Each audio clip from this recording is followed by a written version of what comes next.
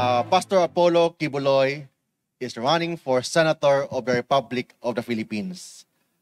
Kasi gusto niya maging part ng solusyon ng ating bansa. Ang focus po niya, bakit siya tumakbo? Dahil sa Diyos at sa Pilipinas nating mahal. It means yung focus ng kanyang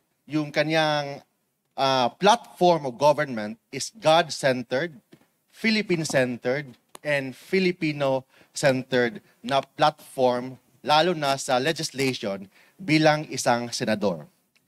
And ang priority po niya, number one, is yung religious freedom.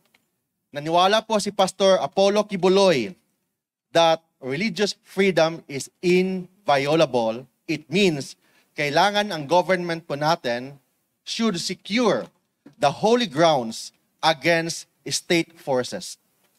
Second, kailangan protektahan ang mga mahihirap, mga poor, particularly sa health, free medicine, fast medical services. Pastor Kibuloy will be the senator sa mga mahihirap, senator sa mga ordinaryong mga Pilipino, senador sa mga manggagawa.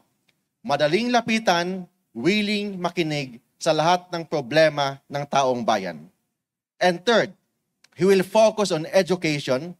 He wants a massive quality education and zero corruption.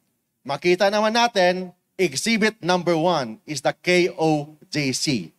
Kung ano po yung ginawa ni Pastor Kibuloy sa KOJC, yung kingdom, yung sa Tamayong, and sa lahat sa buong mundo, yun ang gagawin po niya sa buong Pilipinas bilang isang senador.